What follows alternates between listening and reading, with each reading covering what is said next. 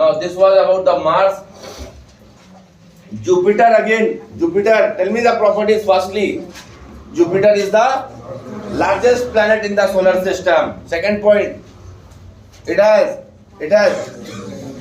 second largest number of natural satellites. Again third point. Fastest rotation. It has the fastest speed of rotation. Clear? This one is clear?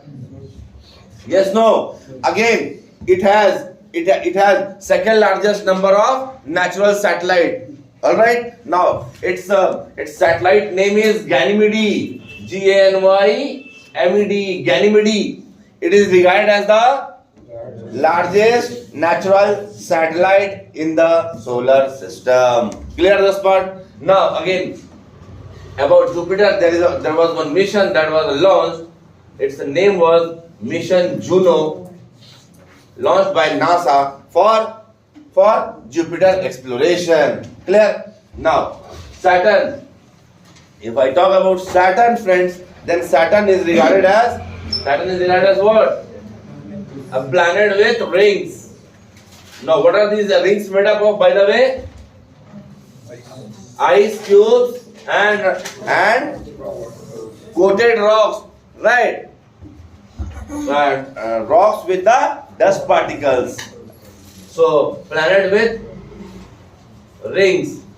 Again, it has one more property. It is having the largest number of natural satellites. All right. Now about Uranus. Tell me. It was discovered in late 18th century, right? It appears to be faint bluish green like disk, right? Faint bluish green like disk, this Uranus, and it is regarded as the third largest planet in the solar system. After Jupiter, Saturn, then comes Uranus. Is this part clear? Now Neptune it closely resembles to that of Uranus, but one more thing is there, friends, about Neptune. This is regarded as the coldest planet in the solar system. Okay, and it ranks fourth in order with respect to its size. So the first one is Jupiter, Saturn, Uranus, Neptune. Understood? And also it has the largest time period of revolution. This part is clear? Yes, no? So I don't think there is any doubt on these planets, right? Now, as per International Astronomical Union, they have put some criteria that when a celestial body can be called as a planet. Right? From there, I think we have to start today. Correct? So, see, friends, to be called as a planet, there are certain properties that needs to be satisfied. Okay? To be called as a planet, there are certain properties that a celestial body needs to satisfy. Otherwise, International Astronomical Union, what they will do? They will put it in the list of a planet, or they will remove it out. Understood? So, to be called as a planet, a celestial body should be gigantic in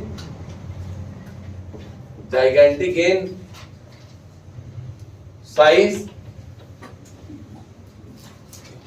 and mass. It should be spherical,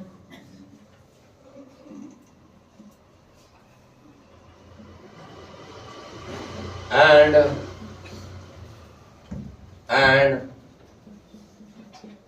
it should dominate its orbit, or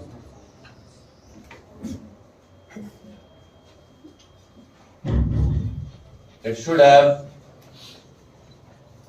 cleared its nearby orbit. Okay. these are some criteria that needs to be fulfilled or satisfied before a celestial body to be called as a planet, right? So it should have a gigantic size and mass. Clear? Pluto was not satisfying this criteria, and hence it got demoted. Understood? So this it should have gigantic size and mass. Again, it should be spherical or spheroid, a sphere shape. Understood? And the third one is it should dominate its orbit. It should dominate its orbit, or it should have cleared its nearby orbit. This part is clear. So if I say it should dominate its orbit, or it should have cleared its nearby orbit, what do I mean with this?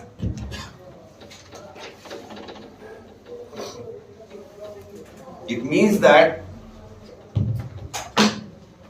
just have a view over here. Suppose this is Sun and this is a planet XYZ. Alright? This part is clear? Now, every planet used to revolve around the Sun in their fixed orbit, yes or no? This part is clear? Yes, no? So, in due course of its revolution, if suppose that any other celestial body, this